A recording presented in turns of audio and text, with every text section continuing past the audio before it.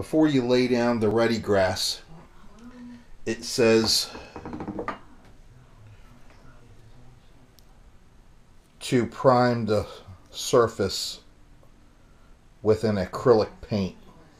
So remember, it was pink fiberboard or what, insulation foam or whatever it was, and now I put an acrylic paint.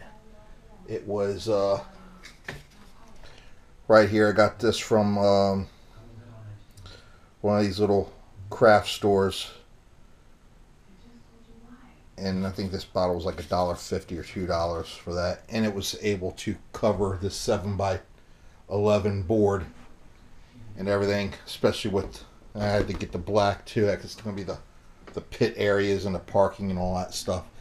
But before you do that, you gotta prime it with the acrylic paint. I brushed it on one coat, seemed to do it. The paint turned out pretty good on the track. I sanded it down a little bit with a soft sponge sandpaper.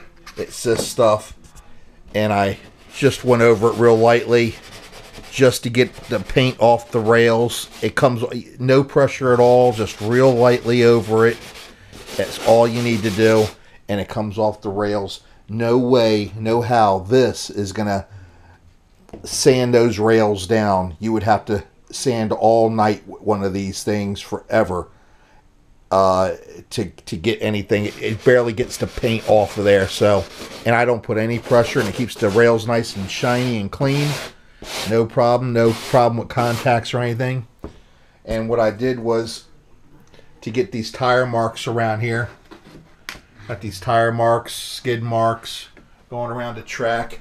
All I did was take an old junk car, put that had some sponge tires on it, and I rolled it in the acrylic flat black and just ran it on here and just went around to make it look like little skid marks.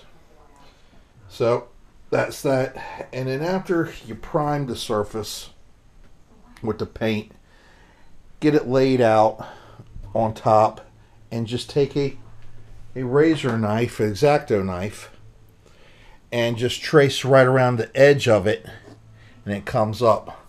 I'm going to see if I can show you how I do it. Pretty much there. You just take the knife, cut it, keep it on the inside.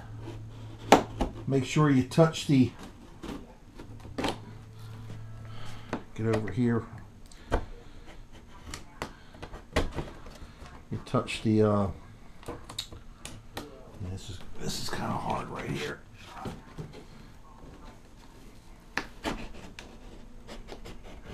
All right. There you go. And that's that. The reason I used tan is because I knew I was not going to get a nice smooth edge and, you know, nice cut on it. So I just went ahead and I used the tan. I'll fix this later. I'll put some caulk in there and just smooth it out. Some tan caulk or something like that. Make it look like they came off the road a little bit. Fill it in with a little tan. But I cut the rest of it out the same way I just did that. And all you have to do is just take it up, get it out of the way, and there it is. See what I'm saying? Just goes over a little bit. It looks like little dirt on the edge, whatever. And it's all pretty much on there. I gotta take it up now, prime, put the glue, and it said use this stuff, this matte adhesive. Works pretty good. So I'm gonna do that section, then I got the rest of this to do here, and then I'll move on to the lap counter, the timekeeper, the Viasu lap counter, and that's the monitor. I brushed the matte adhesive down to the area using a little sponge applicator. You just take a little bit of it like that, Just go like that, and it's all there, and it comes real tacky. It says you have about 2 hours to play around with it. Well, it comes real tacky pretty quick. And then now I'm just gonna put the other one on there in place. Okay, I got all of the vinyl Ready Grass mat installed. I got all the guardrails. I have to touch up a couple areas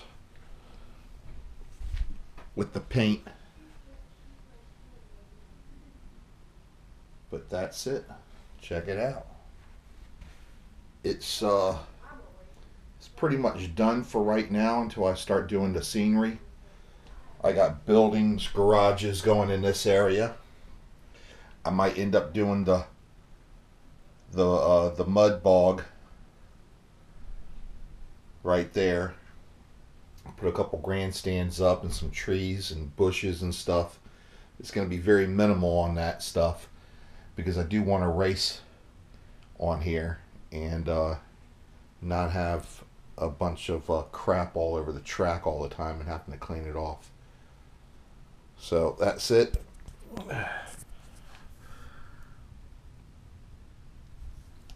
I got one of these things, so in case a car comes off the track over there or something, I can get it. Pick it up, put it back on the track. It's all good.